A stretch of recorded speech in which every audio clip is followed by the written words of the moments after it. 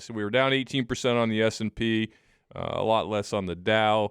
The real kicker, Tammy, was the bond market, right? Because typically, we look at stocks and bonds and we say, well, there's an inverse correlation there, meaning usually when one goes up, the other goes down. And financial advisors in our infinite wisdom like to add bonds to portfolios, mostly just to keep people in their seats.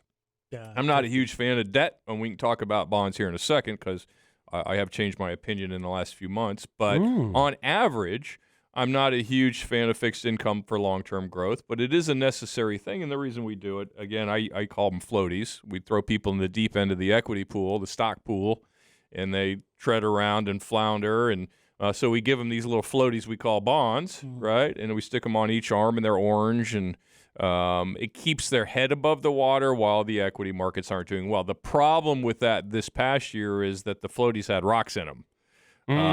So, yeah, we were tossing people in the deep end with rocks in their floaties, and that didn't go very well. So the point there being, I hope there's a point there, the point there being that the reality is in most instances, there is somewhat of an inverse correlation to stocks and bonds, but in this case it wasn't. So people who had, say, a 60-40 or a 70-30 portfolio stocks to bonds felt every bit as much, if not, in some cases, more pain than folks that were straight-up blue-chip equities. Would you feeling that, Tammy? Oh, absolutely, yeah. 2022, if you ask me what would you remember it for, I'd say it's the year where there was no shelter. Yeah, because as Scott said, yeah, we have the safety, or what we called safety, because the inverse relationship, and because of the nature of risk in the financial market, they consider bonds to not be as risky as equities. Sure. But 2022 had this combinations of a perfect storm. Yeah. With the inflation, with the rise of... Would you call it an interesting storm? I mean, it can be, why not? It was, yeah. So all these combined elements together led to the fact of seeing the fixed income world, or asset class in this case, doing what it did. So let's dig in. What did the S&P actually do last year? About negative 18. Okay. But again, at its worst point in September, it was negative 24. Yeah. So it could have been worse. Yeah. So you say it, but again, you say like bonds, and we've talked about this before. Like, hey, bonds boring. That's what I've learned from the show. Bonds are boring. You just get them, and they're supposed to be the fix for this. But you talk about shelter. There's no shelter. But isn't time the ultimate shelter? Because we're gonna get through this, right? It's gonna correct itself eventually. You just got to weather said storm. Absolutely, yeah. Now this goes back to the fundamentals, and it goes to the objective. Mm-hmm. If you have no objective, then all roads are the same for you. But if your objective is to invest long term, yes, that is absolutely true. And that is, as we've discussed many times, and it turns out Ryan is paying attention, because I thought he was sleeping on the other side of that glass. Do get up at 3 in the morning. Just pushing buttons randomly. Just whichever ones I see. Yeah. Ooh, pretty. So yeah, he is paying attention, and he is right, and it is also boring to say that time erases most ills, right? So if you look at the stock market, if we look historically, about 1 out of every 3 to 3.5 years is negative. 1 year periods. If you look at 5-year periods, less than 30% of them are negative, meaning if you held stocks for 5 years, there's a better than average chance that you would have made money. If you look at 10 years, it's closer to 85 or 90%, and there are almost zero 20-year periods where you could have held on to big blue chip companies and not made decent money. So time will erase a lot of these things, and it will erase this. I mean, we're already up. I think most of the portfolios we're looking at are somewhere in the 3.5 to 4 range already. This bonds, Tammy, and let's talk about this, is historically we said bonds have had a good run because the rates have been low. Yeah. Which seems a little counterintuitive, right? But the reality is bond prices hold up while interest rates are low. Although it affects your yield. Well, now what we're seeing is a person who used to get, point something, 0.4, 0.2, 0.10 on their money market account they can sneak up in the 3s and 4s if they look really carefully. Mm-hmm. So the good news is that for people on a fixed income who like conservative investments and aren't much for stock markets and things like that, those folks are entering an environment that might be a little bit more lucrative. I mean, yesterday I saw 2 money markets paying over 4%. Out in the mutual fund world. So we have not seen that for a very long time. Yes. since what, 80s? It's been a while. I don't know if it's been that long, but it's certainly been a while. And again, this presents an opportunity, I think, in the fixed income markets for folks who, if you had $100,000 and you bought a municipal bond a year ago, and you said, I want tax-free income, you might have got $2,000 a year if you were lucky. Yeah, now you can get $4,000, $4,500. So there's plenty of opportunities out there. You just have to look for them. You have to look through the rubble sometimes to find that shiny object, and that's, in this case, I think that's it. I like that. Look through the rubble.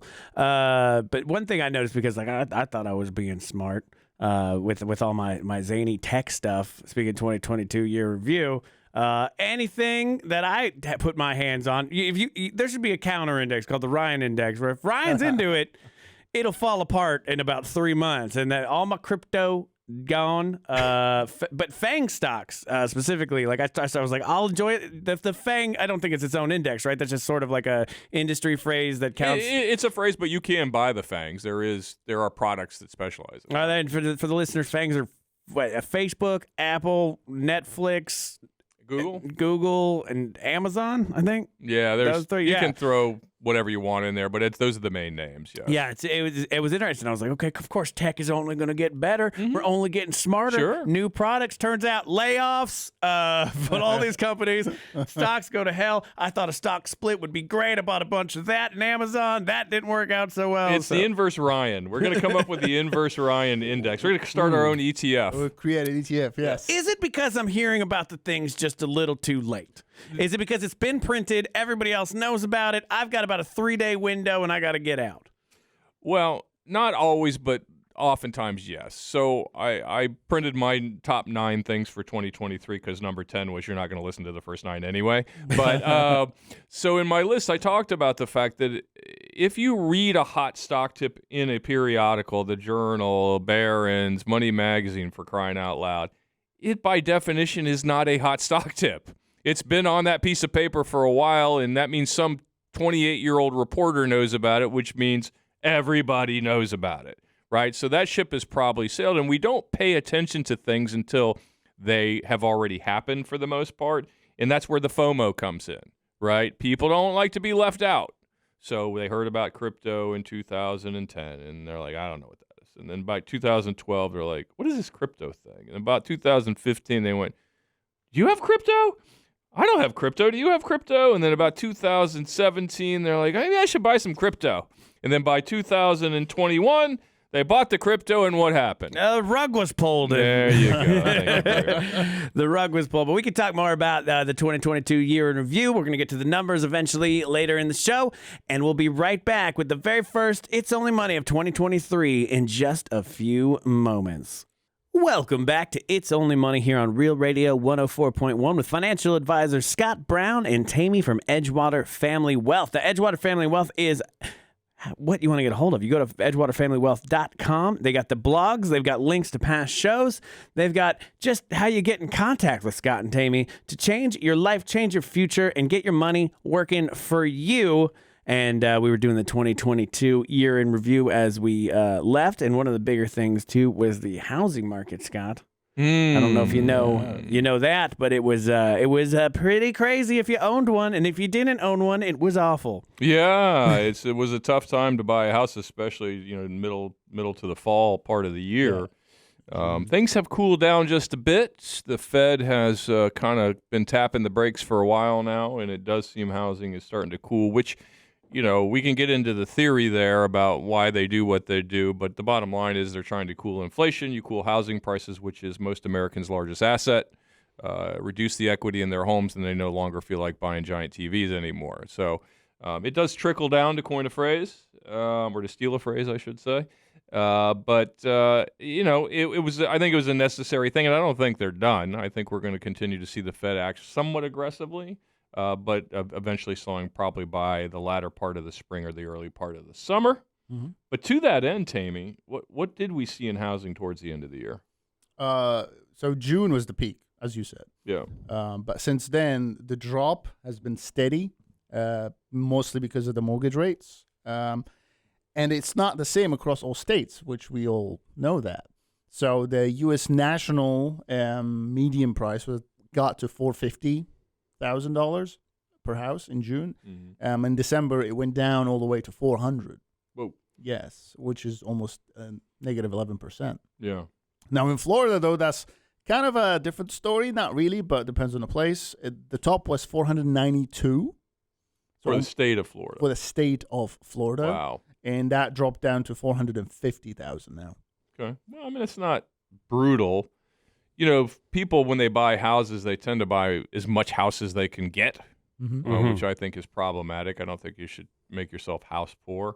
But, you know, if you bought a house for $492,000, you leveraged yourself up, and now it's only worth $450,000, you're certainly not feeling as wealthy as you. You know, it's funny because I remember the last housing boom, 2008, and I remember hearing in cabs I think that was almost pre-Uber. That was pre-Uber, right? 2008? Yes. Oh, yeah. So I'd be in a cab somewhere, I'd be in a coffee shop, and I'd hear people talking about their homes, and they're like, yeah, you know, I bought my house last month, and now it's worth $1 million more.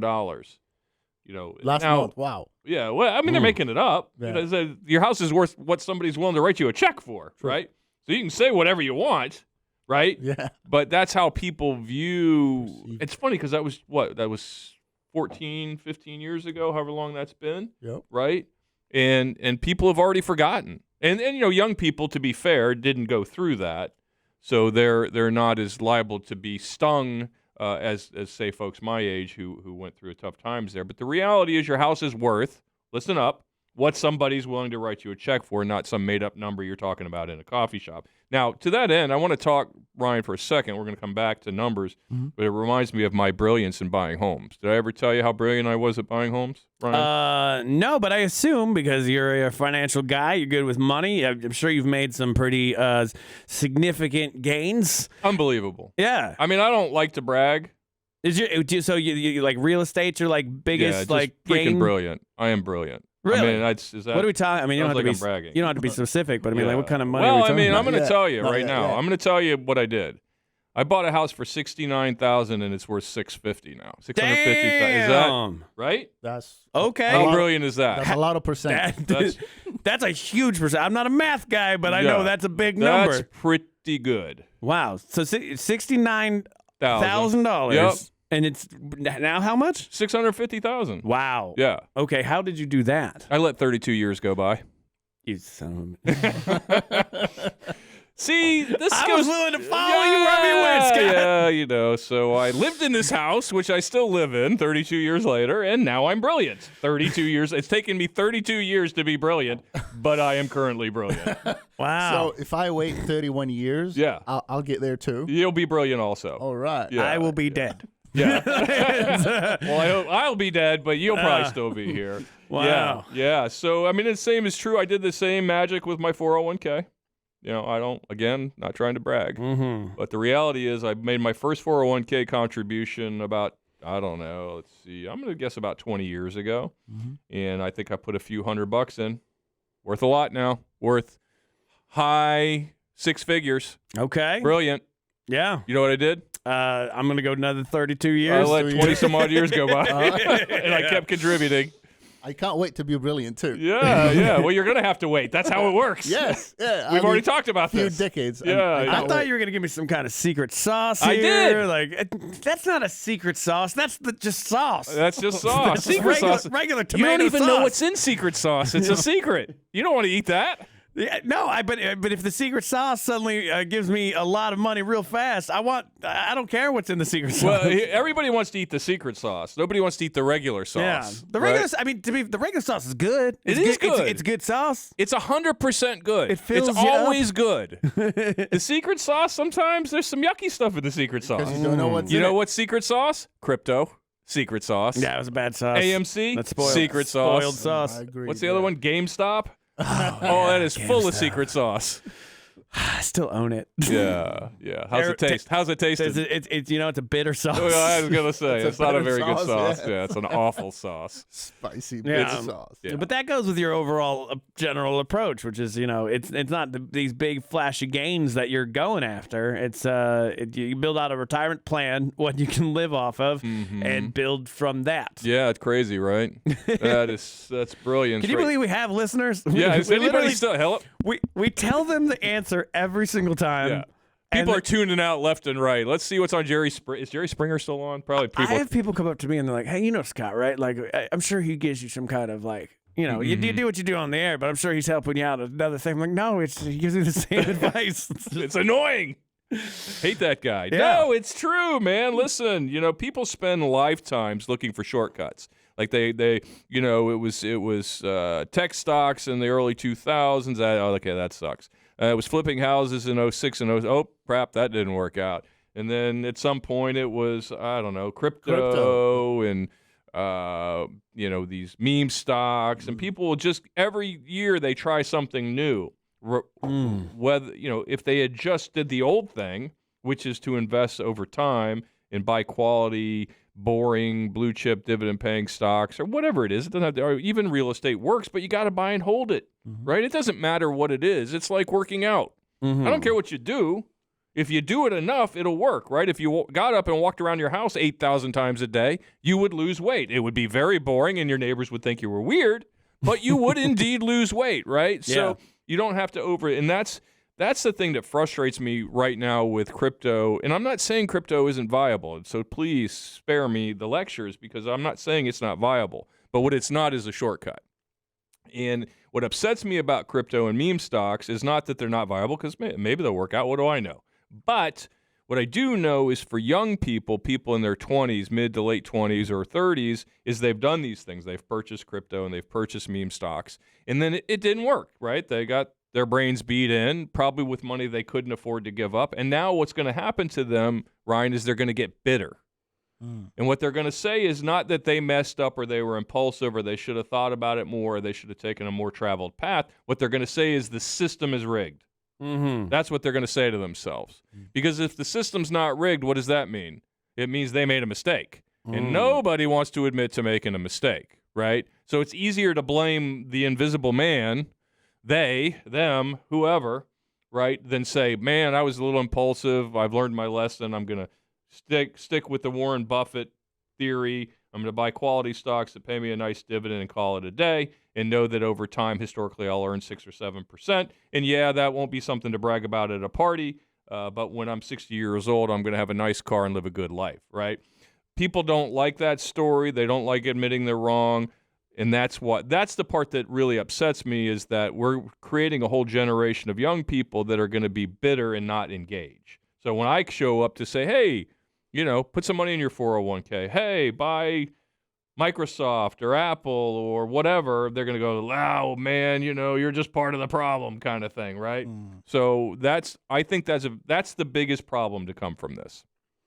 It's interesting because you said the Warren Buffett way, and he just he's always famously said if you just invest in the S&P 500. Yep. I saw a weird counter argument today because there was an article on Morningstar that said that the Warren Buffett way still works. And somebody brought this up, which was like, well, yeah, Warren Buffett's way works because he has access to these people, so he has a clearer vision of like what's going to work and what's not going to work. And you're shaking your head no already at that. Yeah, I mean, you're arguing with a random Reddit person. How dare you? I will fight that person right now. No, that's ridiculous. I mean, it does work, and it's not just because he's Warren Buffett. It works for lots of people, millions of people across this country. There are, I can't remember the number now. We talked about it last year at some point, but there are several 100,000, if not millions, of 401k millionaires, right? So you say, I couldn't be a millionaire because I'm not Warren Buffett. Well, Warren Buffett didn't start as a millionaire, right? He was patient. He did research, and he said, these are good quality companies. I mean, Warren Buffett owns Coke, for crying out loud, and Wells Fargo. You can buy these things. These things are out there. So, these 401k millionaires exist not because they're brilliant stock pickers, but because they're diligent, they persevered, and they're patient. And if you want help being diligent, persevering, and patient, talk to Scott at EdgewaterFamilyWealth.com. He weirdly is those things. He's a world-traveling, rock and roll, motorcycle riding guy, but he knows a lot about money. And check out EdgewaterFamilyWealth.com. We'll be right back with more It's Only Money here on Real Radio 104.1. Welcome back to It's Only Money here on Real Radio 104.1. I have Scott Brown and Tammy from Edgewater Family Wealth here. If you would like to get a hold of these gentlemen and secure your financial future, EdgewaterFamilyWealth.com is that website. But you could also just get all that sweet, sweet free info. Listen here on Real Radio 104.1. But now, for the first time in 2023, people have missed it. It's been a long time, but we got the numbers with Tammy! Oh, yeah. Yeah, you can see the buzz now in the room. My 2023 has just started. I can say that now. Yeah, you're ready to go now. You're ready to conquer the world. Right. So the big topic of 2022, or one of them, was energy. Yeah. How are we feeling about energy? Energized. Love it. Totally energetic. Yeah, energy. a total dad joke. I can feel all the caffeine in the room. Right yeah, now. I am way over caffeinated. I could power a small city right now. Oh, wow, that's a lot of energy. Yeah, that's a lot of energy. So energy, we have the one commodity that we use all the time when we drive around, because we don't all have EVs as of yet. Not yet. Nope. Not yet. No, that dropped to almost, let me see. It dropped from its highest of the year when it was about 123 per barrel down to 80 now. Yeah. That's just another argument. Ryan did that. Yeah. Yeah. I'm going to print out stickers at the point. Ryan stickers. I did that. Man, those stickers, man, like they don't come off. By the way, I tried to just be nice and take one off at the gas station the other day because I'm sure they don't want the graffiti on their gas station. Yeah. They're super glued. You can't take them off without leaving all the white behind and Yeah, Uncle Joe ain't leaving that gas pump. Oddly enough, to get it off, you have to clean it with gasoline so it breaks it down. 10 years from now, he's still there. Who is this guy that did this thing? Right. Yeah, I don't recognize this man. It would be the equivalent of you're going around and you see a tea, somebody's a tea box, and you're picture John Adams pointing. Yeah. Yeah. It's who is that? I think he's the president. I don't know. He did what? What that? Oh, right. So apart from that, natural gas also down. Now we got the top of it when we had when winter started coming in. Remember in September? Yeah. Remember in September? I do. Again. That does rhyme. Yes. I think that was a song by I don't know. Counting Crows. Yeah. Yes. Good ear. Also, that dropped. Now we mentioned those because we had a lot of talk with many clients who were trying to push towards having energy as a big allocation of their portfolio, and that is obviously that was ill-advised to do it because again that goes back to chasing the market. Yeah. We don't advise that. Energy's up. Let me buy it. Yeah. No, wrong. Buy low, sell high, not buy high, sell low, which is the standard operating procedure for most investors. Exactly. I feel like I just got a good analogy. You don't want to chase the market. The market is the hot lady at the bar, and you go over there. If you try too hard, suddenly you're buying high interest drinks for her. She's gonna turn you down. You're too eager. You gotta let the market come to you. You gotta let it come to you. Yeah, you gotta wait cool. for her to have 3 or 4 drinks so she can't see how goofy you are. Exactly. So don't chase the market, people. That's right. That's right. She'll only be mean to you, and you'll have to buy her drinks. Solid. That is solid. I'll keep mine. Try pulling out of this one, Tammy. What do I talk about? GDP? That doesn't sound very appealing now. Okay, so energy. People chase energy. So how is energy doing now? Well, it's not as back to normal because we still have these factors coming in, especially in Europe. And to that point, actually, I was looking at more the imports of natural gas going into the European market. Yes. And so far, they seem to be successful in replacing surprisingly. all that natural gas. Yeah, and mostly from U.S. Because exporters. their pipelines keep getting these mysterious holes in them. It's so weird. Interesting. Yeah. Yeah, right. Yeah. So I'd say Norway and the U.S., they are really exporting a lot Picking of up the this slack. natural gas. Yep. Yeah. Yeah, I think like Germany's natural gas, none of it comes from Russia at all anymore. It's all coming from the Nordic countries. Yep. And then Sweden just found a deposit of rare earth minerals, a huge deposit of that. So that'll be interesting. Is that for our batteries? For the batteries, the lithium batteries. Lovely. Nickel and all that sort of thing? Yep, all that kind of good stuff, the lithium. And so good job, Swedes. Yeah. Love those Swedes. Oh, yeah. IKEA is great. Yeah. No, I hate IKEA. I'm never going there again. I hate that place. They have to build the mines in Sweden now, and they have to build them like one piece at a time. The manual's real difficult to read, and it's all done with an Allen wrench. It's super just hard. terrible. It takes years to build a mine with an Allen wrench. We are goofy today. Yeah, it's been a while. I missed you guys. Sorry. So energy's slowing down or picking up in terms of pricing? Well, it peaked, and now it's been easing since then. Yeah, so okay. the market is normalized in general. But on the term of energy, and that's the question here, energy as in investing in the market, as in energy companies, those did about 66% in 2022. Yeah. Which was probably the one best sector across all the other sectors out on red. However, going back to our point of investing on the long term. Yeah, so wait, before you say what you're about to say, most people would get to the end of the year and they'd scan their little whatever periodical and say, what did the best last year? I'm going to buy that. Yeah. Yeah, so then what happened to them when they bought it January 1? What happened to them? That's buying high and selling low. Because it's down since January 1? Well, it's not down, but it's not keeping up with the rest of the market. Gotcha. It's slow by comparison. Yes. Yeah. Well, there you have it. Chasing is a bad idea still.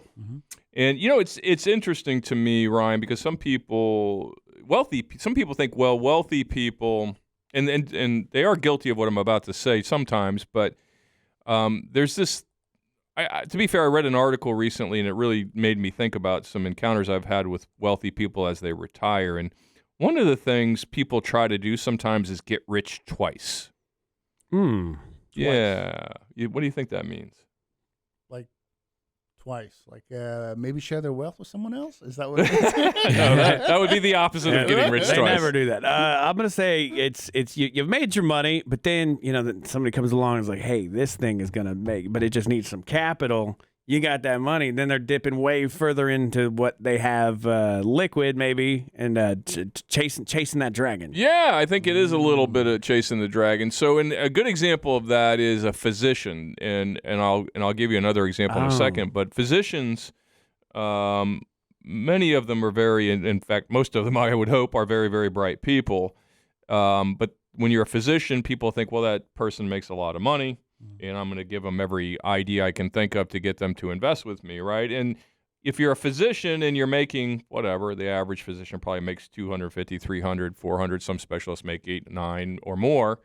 You're already rich, right? You make amongst the top 1% of incomes. If you just save a little, which I know is a tough idea, if you just save a little, you are going to be rich. There's no two ways about it. If you're just conservative and a sissy about it and drop all your money in CDs, you're still, by most standards, going to be wealthy. The problem with it is a lot of physicians will chase because they think their brilliance in brain surgery transfers to the financial markets, which, again, I'm not saying there are no physicians who are good at investing. That is certainly not my point. I've met a few that are quite astute. But on average, they're not. And the reason for that is they're trying to get rich twice. I've already gone to medical school for 9 years. I've gone through the hideous residency. I've gone through my specialty. Now I make $800,000 a year. Let me buy every stupid idea that comes across my table, right? Because they're trying to get rich twice. You're already rich. Just take the money that you currently have and do something smart and thoughtful with it, which are not always the same thing. So, and the other example of that is I'll have somebody who maybe was an engineer or a teacher or any kind of profession really that comes to me and they have a few $1 million that they've saved, and they come to me and they want to know why I'm not buying more aggressive stocks. They want to know why they read about a stock that was up and they didn't own it, or they want to know why the 1 out of 10 stocks that's down is down. Right? And the reason for that is they're trying to get rich twice, which rarely works. If you come to me and you say to me, Scott, I got $2 million, I'm going to say, that's cool. let's be friends, right? And, I'm going to help you, and we're going to do some really boring stuff that you're going to be annoyed by, et cetera, et cetera. They say, no, I want to do this, and I want to do that. And again, what you're saying to me is I've spent the last 30 years of my life saving. I've been responsible. I've been practical. I've had a process. I've been super disciplined. I didn't buy a new this every 5 minutes. I didn't get a new car every other year. Scott, I did everything thoughtful and disciplined like I was supposed to do. And I say, that's great. You now have $2 million with your Social Security or whatever. Maybe you're throwing off $150,000, $200,000 a year. What a great retirement you're going to have. And they say, yeah, but let's double it in a year. Whoa. Right. So and you laugh, but this is kind of the mentality some people come with is, I've done all these wonderful, thoughtful, disciplined things over the last 30 years, and now I have a lot of money because of it. Now let's completely do a 180 on that theory. Let's completely reverse course so that I can screw it up in a year, right? So this idea of trying to get rich twice is one that just drives me insane. You came here with this money that you worked so hard to get, and now you want me to mess it up for you. That's when I would go, let's get rich a third time. Let's really, really double down. Because that's not investing, that's gambling at that point, though, right? And then you're gambling with your life, essentially. It's just a bad idea. Yeah. Well, if you want good ideas, you guys know where you can go? EdgewaterFamilyWealth.com. That's right. They got blogs. They got financial talks with Tammy. They got all kinds of stuff there. And now all of this is free. That's all you got to do is go to EdgewaterFamilyWealth.com. It'll give you the phone number and everything to get a hold of these gentlemen with Edgewater Family Wealth. And we will be right back with the final segment of It's Only Money here on Real Radio 104.1. Welcome back to It's Only Money here on Real Radio 104.1. I'm Ryan, and I'm here, not alone, but I'm with the financial advisors, the financial whiz kids of Edgewater Family Wealth. Scott Brown and Tammy are here, and we've just been reviewing the old 2022. You were there. You remember how that went. And it's interesting because 2023, though, the predictions are all over the place. I see a lot of different conflicting sources on not even where we're going. Like a lot of people even disagree on where we were at, essentially. But do you have any predictions for 2023? I guess would be my question for you smart men on the other side of the glass. I predict a lot of people will make a lot of bad predictions.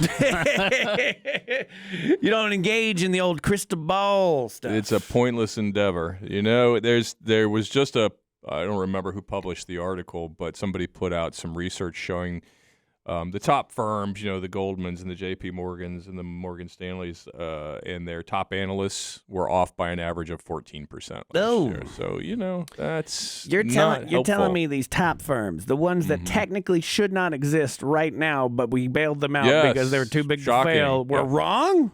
That is hard to believe. I read my wife was talking to me this morning. She was reading in the journal that I think it was JP Morgan has a lawsuit against some firm they bought last year or the year before, and it says we were duped. And I'm like, so let me get this straight.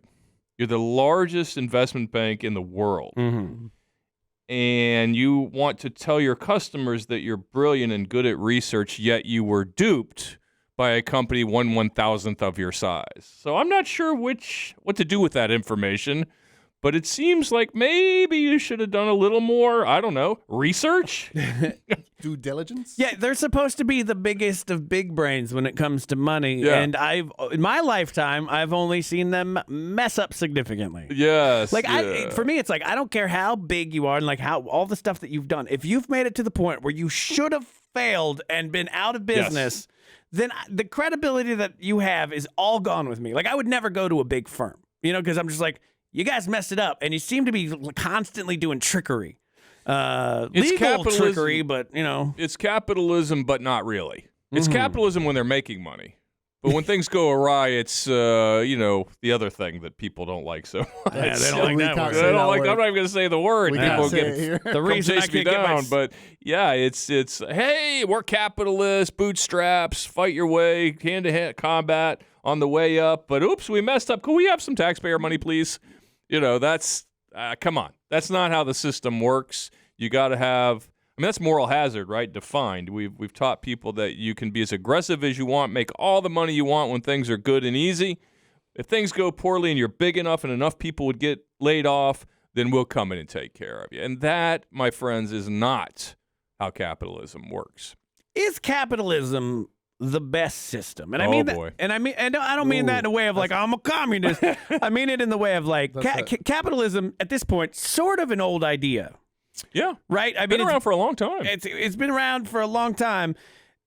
Is there are like readjusted methods ever come out? Like, I'm not talking socialism, I'm not talking going that way, but like it seems like some real tweaks could be made in the last 100 years that would help out maybe like a hybrid model. Yeah, I don't. It's funny because you will get people who are free market screamers and don't do this and don't do. But we don't have a free market. We haven't had a free market in over 100 years, I would wager, right? Because the Fed's involved. There's manipulation of interest rates. There's trying to tweak unemployment. They're trying to tweak inflation. In a real free market, it is hand-to-hand combat. Short of stealing and fraud, if we wouldn't have Chrysler, we wouldn't have half the Wall Street firms that you just mentioned. They'd all be gone, which is how it should be, in my opinion. If you mess up and you are poor at corporate management, you should go away based on capitalism. Yeah. Now, if I'm a housekeeper and then I burn down your house, I don't get to show up the next day with a duster and a mop, right? Well, yeah. I mean, you'd have a lot of work to do for a minute. But no, we shouldn't reward that. But unfortunately, these companies get into that too big to fail category, and they know it. So their behavior is not always treated as it should be. Now, to answer your actual question, which is capitalism the best system, my belief it is the best system we've ever come up with as human beings. It has lifted not millions, but billions of people in places like China out of poverty. And I know they don't have real capitalism, but they sure are a lot closer to it than they were 100 years ago when they were all impoverished. So it's and not only in China, in emerging economies in various places in Asia, throughout the world, capitalism has lifted more people out of poverty than any other system. With that said, we don't have pure capitalism. We have social safety nets. We have things for people who maybe aren't as adept at business as some others, right? It's fair to say that that's just not some people's skill set, right? Well, we don't want most of the population mad at us or frustrated or fighting in the streets, so we've come up with these social safety nets because the reality is the middle class is shrinking. And if you look at any economics macro textbook, they're going to tell you that the only thing that keeps a nation from falling apart is its middle class, because it's the only thing keeping the lower class from killing the upper class, right? It's the bigger your middle class, the bigger, because the lower class thinks, hey, I could get to middle class. Mm-hmm. And the middle class says, there's a small chance I could get to the upper class, but even if I don't, I'm doing pretty good, right? But if you erase the middle class and you start pushing more and more people down into the lower class, which is the problem we have right now in this country, and we can argue about the reasons. They could be red reasons or blue reasons. We can argue about those. But the truth of the matter is inequality will eventually lead to anarchy. We've seen that with the French Revolution and many others prior to that. So we have to continue to figure out how we can make capitalism work. Should capitalism be tweaked? Sure, why not make it better? If this is the one thing that aggravates me, is that if you say, well, here's a problem we're having in this country with our system, well, what are you, a socialist? Mm-hmm. No, that's not what that means. Are you so binary that you can't say, let's identify the problems with capitalism, whatever they may be today, and there'll be different ones tomorrow. Lobbying might be one. Corrupt politicians might be one. There are numerous problems with our system. A lot of them are based in fraud and bribes and all kinds of fun things go on in our system that we think only goes on in other systems. But the bottom line is capitalism has done the best job throughout history, I think. I'm open to somebody suggesting otherwise, but best I can tell from what reading I've done, it seems like capitalism is the best system. It's just we need to keep improving upon it. To say it's good and we're never going to do anything better, well, that's just not how human beings evolve. Yeah, and it evolved to get to this point. Yeah. So back in the 1700s, even when the first stock market started, remember in Amsterdam when I they do were remember. selling these? The tulips. Yeah, Scott was there. Well, maybe not, but somebody, right? Yeah. So the whole idea of mercantilism and how it moved on to open market to get to the point where we are, it's always been tweaked. Yeah. So for it to survive, its survivability, actually, it's adaptation. Well, it's like transportation, right? It's like, a horse. What is this other thing you're doing? I don't like this other thing, this wheeled, noisy, smoke-blowing thing.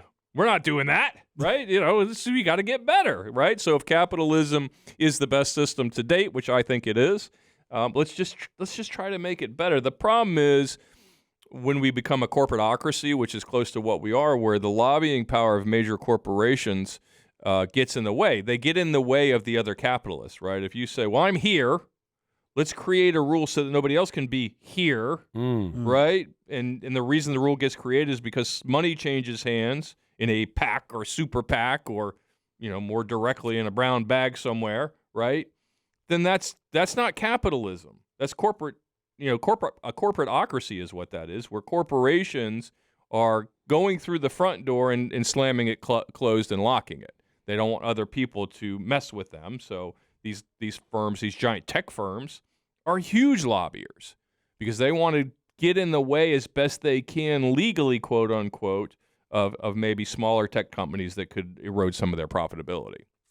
So I was reading today that there's going to be an overhaul of the SEC, and they're letting for the 10th time in my career. Yeah. And it's this one's focused at letting retail investors get in a little bit easier. Is that necessarily the best idea, since I technically retail investor, very bad at it? Yes. Are these rules being overhauled because people that are good at this are like, yeah, let them in. They're the fish at the table of getting in with the sharks. Well, I don't know this specific proposal to let the smaller retail investor have more access to what. I don't know. There's nothing they don't, as far as I can tell. I shouldn't say that, but for the most part, to be effective, they have the tools they need currently. That sounds to me like somebody wants to sell somebody something, and they want the retail investor to be able to purchase whatever they're selling. So, there's nothing getting in the way of a retail investor buying an ETF in the S&P 500. There's nothing getting in the way of a retail investor buying Microsoft or Apple or a mutual fund or an annuity or whatever it is. There's nothing getting in the way other than their lack of savings, which is a huge problem. We tend to try to fix problem. We try to wash windows with hammers around here, right? We say people aren't saving enough. They don't have enough for retirement. Let's be mean to financial advisors. Let's regulate this or let's regulate that. You can't regulate people into saving, right? They hate it. They get mad. Don't take my money, blah, blah, blah, blah, blah. We've heard it a million times, and there's some reasons for that. But at the end of the day, you cannot mandate responsibility, and that's where we struggle. And if you hate being responsible, that's what Scott does. That's what Scott does for you. That's Tammy and Scott. They take, they look, and then they responsibly come up with a plan for you to increase your wealth. Now, Scott famously says never made anybody rich because you did that. You did that. Now take that money that you took and make that money work for you. Go to edgewaterfamilywealth.com. Check out the blog. Check out all the past episodes of It's Only Money. There's lots of good stuff there. And we will be back here live on Real Radio 104.1 with more It's Only Money next week. Gentlemen, have a good Sunday. It's great to be back. Great to be back. We'll see you next Sunday.